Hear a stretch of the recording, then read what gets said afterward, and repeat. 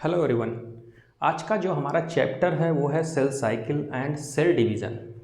हमें पता होना चाहिए कि हमारी बॉडी जो है वो बिलियंस ऑफ दी सेल से मिलकर बनी होती है, और चाहे यूनिसेलुलर ऑर्गेनिज्म की बात करें या मल्टी सेलुलर ऑर्गेनिज्म की, तो सभी की बॉडी की जो ऑरिजिन होती है वो सिंगल सेल जाइगोट से होती है। ठीक है। फिर जाइगोट, अगर मल्टी सेलुलर ऑर्गेनिज्म की बात करते हैं तो जाइगोट का डिवीज़न और मल्टीप्लिकेशन होता है।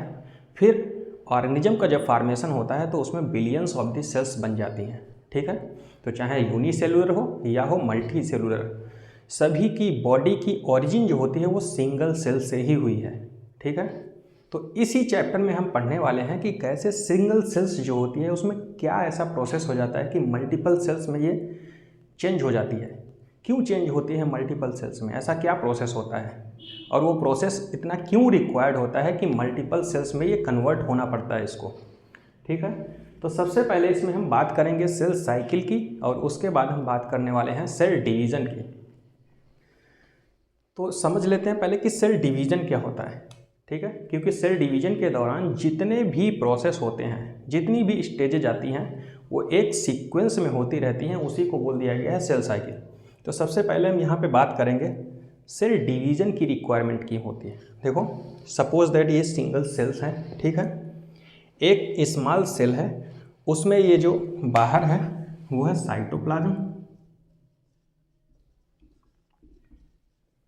और ये जो अंदर है वो न्यूक्लियस है, मतलब न्यूक्लियोप्लाज्म। मतलब सेल का जो लिक्विड है जहाँ पे बहुत सारी मेटाबॉलिक रिएक्शंस होती हैं उसको बोल दिया गया साइटोप्लाज्म। ठीक है। और जो न्यूक्लियस का लिक्विड है उसको बोल दिया गया न्यूक्लियोप्लाज्म।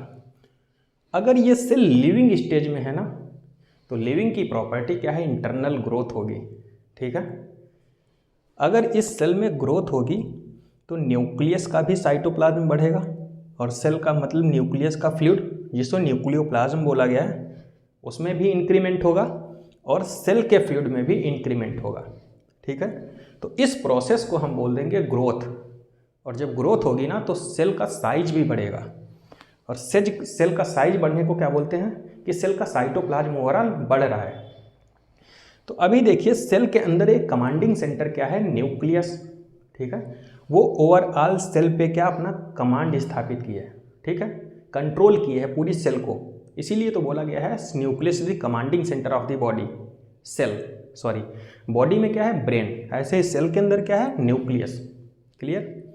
अब जब ओवरऑल ग्रोथ हो जाएगी तो न्यूक्लियस का न्यूक्लियोप्लाज्म भी बढ़ेगा और सेल का साइटोप्लाज्म भी बढ़ेगा। तो जैसे ही ग्रोथ होगी ना तो न्यूक्लियस का कमांड जो है ना ओवरऑल सेल पे जो है वो ब्रेक होने लगेगा। ठीक है। जब न्यूक्लियस का कमांड जो है ओवरऑल सेल पे ब्रेक होगा, इसको बोल देंगे न्यूक्लियोसाइटोप्लाज्मिक रेशियो जो है वो डिस्टर्ब हो रहा है। जैसे ही न्यूक्लियोसाइटोप्लाज्मिक रेशियो डिस्टर्ब होगा ना, वैसे ही हमारी सेल जो है वो स्प्लिट हो जाएगी, डिवाइड कर जाएगी। मतलब क्या है, अगर आपसे पूछें कि सेल डिवाइड क्यों करेगी तो क्या आपको बोलना है, न्यूक्लियोसाइटोप्लाज्मिक रेशियो को बैलेंस करने के लिए। ठीक है। और इस न्यूक्लियोसाइटोप्लाज्मिक रेशियो को बैलेंस करने के लिए बहुत सारी स्टेजेज होंगी, G1, S, G2, M phase. तो ये सीक्वेंस में एक चलेंगी। ठीक है। सेल डिवीजन तो हो गया ना, तो सारी स्टेजेज जो है एक सीक्वेंस में रैपिड मतलब कि रिपीट करेंगे, तो उस रिपीटेशन को ही हम बोल देंगे क्या, सेल साइकिल। क्लियर। और ये जो सेल डिवीजन हमने बताया ना, ये ऑर्गेनिज्म टू ऑर्गेनिज्म इसका ड्यूरेशन जो है वो वेरी करेगा। जैसे देखो, ये सेल साइकिल हो गई। Duration of the cell cycle हमने क्या बताया, ऑर्गेनिज्म टू ऑर्गेनिज्म ये वेरी करेगा। जैसे ह्यूमन केस की अगर बात करते हैं, ह्यूमन की सेल्स, तो ये 24 आवर में इसमें डिवीजन होगा। और वहीं अगर यीस्ट की बात करते हैं तो उसमें 90 मिनट में, ये एनसीईआरटी में डाटा दिया गया है, इसीलिए आपको इंपॉर्टेंट है याद करना। ह्यूमन केस की बात करें 24 आवर, और यीस्ट में 90 मिनट। क्या कह रहा है, डिफर ऑर्गेनिज्म टू ऑर्गेनिज्म और differ cell to cell within an organism. Single organism में सेल टू सेल ये वेरी कर सकती है। ठीक। तो ये दो लाइनें भी याद रखिए और ये डाटा भी याद रखिए आप लोग। क्लियर। अब बात करते हैं phases of cell cycle. Cell cycle में दो फेज होती हैं, एक तो इंटरफेज होती है, एक होती है हमारी एम फेज। इंटरफेज मतलब जिसमें जो सेल होती है वो रेस्टिंग स्टेज में रहती है और प्रिपरेशन करती है सेल डिवीजन के लिए। जैसे इंटरफेज क्या हुआ, मोस्ट एक्टिव फेज, और ये सेल साइकिल का 95% से ज़्यादा कवर करती है। क्लियर। इंटरफेज में क्या है, G1 फेज, इसी को बोलते हैं गैप 1 फेज या प्री सिंथेटिक फेज। क्यों, सिंथेसिस कहाँ पे हो रही है, यस फेज, और यस से पहले कौन सी है, G1 फेज, इसीलिए इसको बोला जाता है गैप 1 फेज या प्री सिंथेटिक फेज। ये है सिंथेटिक फेज, एस फेज, यहाँ पे डीएनए की सिंथेसिस होती है, स्टोन प्रोटीन की सिंथेसिस होती है। और G2 क्या है, गैप 2 या पोस्ट सिंथेटिक फेज।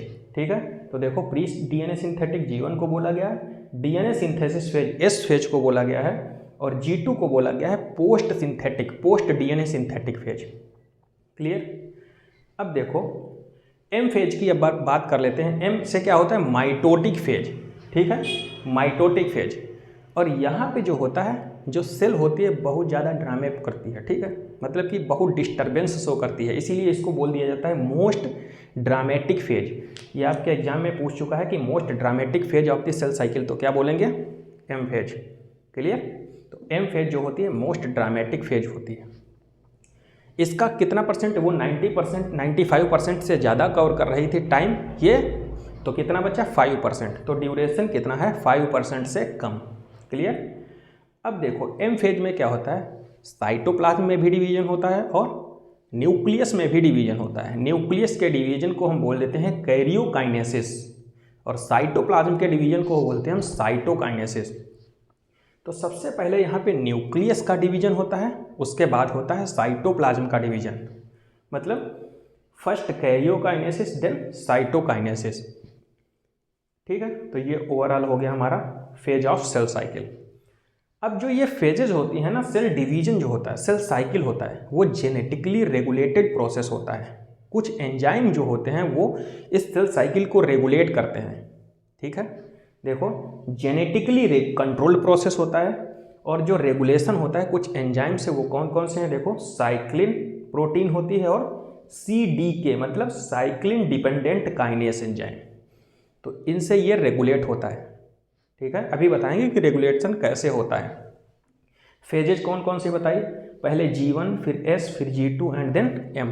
ये अगर एग्जाम में इस तरीके से भी आ जाए, मतलब सीक्वेंस ब्रेक नहीं होना चाहिए, जैसे S, G2, M फिर G1, तो ये सीक्वेंस भी है तो भी करेक्ट माना जाएगा। बेसिकली यही सीक्वेंस अगर पूछेगा तो पूछता है, अगर ये भी है तो भी करेक्ट बोल देंगे। ठीक है, अब हमने बताया है कि ये जो है सेल साइकिल जो है जेनेटिकली कंट्रोल्ड प्रोसेस है, और कुछ एंजाइम जो इसको कंट्रोल करते हैं, तो वो कंट्रोल कैसे करते हैं, एक क्वेश्चन यहाँ से भी आता है। ठीक है, अभी बता रहे हैं।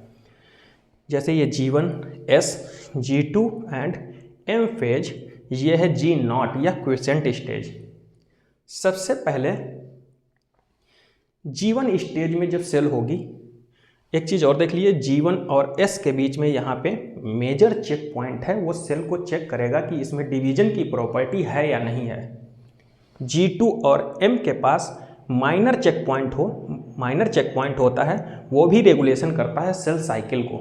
ठीक है, तो देखिए G1 फेज में अगर सेल साइकिल होगी, ठीक है, G1 से S फेज की तरफ जब सेल मतलब मूव करेगी, तो सबसे पहले चेक होगा कि सेल में डिवीजन की प्रॉपर्टी है कि नहीं है, और ये चेकिंग कौन करेगा, हमारा G1S regulated by G1 cyclin and CDB2 kinase. ये एंजाइम कौन, G1 साइक्लिन और CDB2 एंजाइम।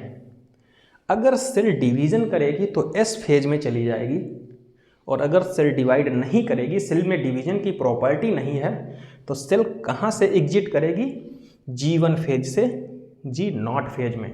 तुमसे क्वेश्चन वो यही पूछता है कि सेल में अगर डिवीजन की प्रॉपर्टी नहीं होगी तो सेल एग्जिट कहाँ से करेगी, किस फेज, तो G1 फेज से ही बाहर हो जाएगी। तो क्या आंसर होगा, G1 फेज। ये क्वेश्चन प्रीवियस ईयर में आ चुका है अभी रिसेंटली में। तो G1 फेज से एग्जिट कर जाएगी, चली जाएगी कहाँ पे, G0 फेज। ठीक है, और G0 फेज में जो सेल होती है ना, उसमें डिवीजन की प्रॉपर्टी नहीं होगी, लेकिन मेटाबॉलिकली एक्टिव होगी। ठीक है, तो देखो क्विसेंट स्टेज में नॉन डिवाइडिंग स्टेज होती है, तो कुछ टेम्परेरी सेल्स भी हो सकती हैं, कुछ परमानेंट सेल्स भी हो सकती हैं। टेम्परेरी जैसे लीवर, लंग एंड किडनी हो गया।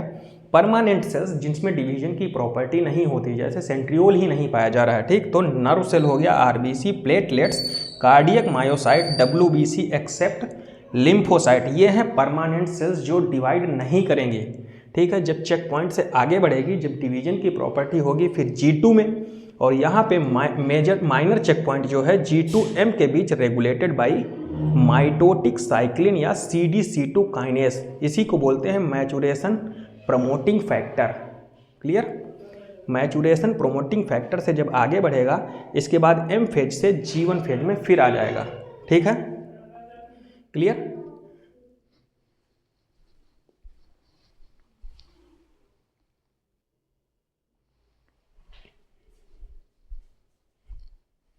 थोड़ा डिस्टर्बेंस हुआ, उसके लिए सॉरी। तो कंटिन्यू करते हैं यहाँ पे। जैसे G1 फेज में अगर सेल्स होगी, तो अगर डिवीजन की प्रॉपर्टी होगी तो आगे प्रोसेस करेगी S फेज की तरफ, चेक कौन करेगा कि डिवाइड करेगी या नहीं, तो major check point G1S regulate कौन करेगा, G1 cyclin and CDB2 kinase, ठीक है। और अगर नहीं डिवाइड करेगी तो एग्जिट कहाँ से कर जाएगी, G1 फेज से ही एग्जिट कर जाएगी। हमने बताया टेम्परेरी सेल्स होंगी और परमानेंट सेल्स होंगी, तो एग्जाम्पल यहाँ तक बता दिया था हमने। क्लियर? तो यहाँ पे एक चीज़ जरूर याद रखिए, जो क्वेश्चन आपसे पूछता है कि सेल अगर डिवाइड नहीं करेगी तो सेल का एग्जिट किस फेज से होगा, तो G1 फेज से। यही इंपॉर्टेंट पॉइंट है इसका। अब इंटरफेजेज में कुछ फेज जो हमने बताई थी G1S एंड G2, तो उनके बारे में हम देख लेते हैं। G1 को क्या बोला था, गैप 1 या प्री सिंथेटिक फेज। G1 में क्या होता है, देखो यहाँ पे डिसीजन लिया जाता है, decision of the cell to divide. Clear? Interval between, देखो माइटोटिक, ये M फेज है, तो माइटोटिक और S फेज के बीच की फेज को क्या बोलते हैं, G1 फेज। जैसे ये होता है ना G1S G2M, तो ये M फेज है माइटोटिक और ये फेज है सिंथेटिक, तो इसके बीच में ही तो ये पड़ रही है ना, तो G1। तो सिंथेटिक एंड माइटोटिक बीच के इंटरवल को ही बोला जाता है गैप 1 फेज। यहाँ पे सिंथेसिस होती है RNA और प्रोटीन की, ठीक है। लेकिन याद रखिए कि हिस्टोन प्रोटीन अगर पूछ रहा है तो S फेज बोलेंगे। क्लियर? मैक्सिमम ग्रोथ होती है हमारे G1 फेज में, लार्जेस्ट फेज होती है इंटरफेज की, और यहाँ पे क्या होता है, नंबर ऑफ सेल पर ऑर्गेनेल सेल डबल हो जाते हैं। क्या कह रहे हैं, नंबर ऑफ सेल ऑर्गेनेल्स पर सेल डबल। S फेज की बात करते हैं तो इसी को बोला जाता है सिंथेटिक फेज। सिंथेसिस किसकी होती है, हिस्टोन प्रोटीन की सिंथेसिस होती है। DNA डुप्लीकेशन एंड रेप्लिकेशन होगा, ठीक है। DNA replication in nucleus while centriole duplication in cytoplasm. यहाँ पे एक चीज़ और याद रखिए कि पर्सल जो होता है, अमाउंट जो होता है DNA का, वो डबल हो जाता है, मतलब 2C से 4C। कभी कभी पूछ लेता है यहाँ पे C क्या है, C जो है अमाउंट है, नॉट क्रोमोसोम नंबर, ठीक है। तो C क्या है, अमाउंट को डिस्क्राइब कर रहा है। लेकिन एक चीज़ याद रखिए, क्रोमोसोम नंबर जो है वो इंटैक्ट रहता है, मतलब सेम रहता है। अमाउंट तो डबल हो जाएगा लेकिन क्रोमोसोम नंबर सेम बना रहेगा। अब गैप 2 की बात कर लेते हैं, तो ये किसके किसके बीच में है, G एंड M। देखो हाँ, गैप 2 किसके, G and M। Tubulin protein की सिंथेसिस अगर हिस्टोन की बात करती है तो S फेज में, अगर ट्यूबलिन प्रोटीन की सिंथेसिस कह रहा है तो गैप 2 की बात कर रहा है। यहाँ पे क्या होता है, फाइनल स्टेज में होती है डिवीजन के। देखो क्या लिखा, final preparation to cell division. इसके बाद ही तो M फेज आती है, माइटोटिक फेज। तो ये हमने कवरअप कर लिया है। इसके बाद हम पढ़ेंगे सेल डिवीजन में माइटोसिस एंड मियोसिस। ये पूरा ओवरऑल हमने इंट्रोडक्शन और कुछ इंपॉर्टेंट पॉइंट्स को कवर कर लिया है। इसके नेक्स्ट लेक्चर में हम पढ़ेंगे सेल डिवीजन, जिसमें हम पढ़ाएंगे आपको माइटोसिस की सारी फेजेज और मियोसिस की सारी फेजेज। क्लियर?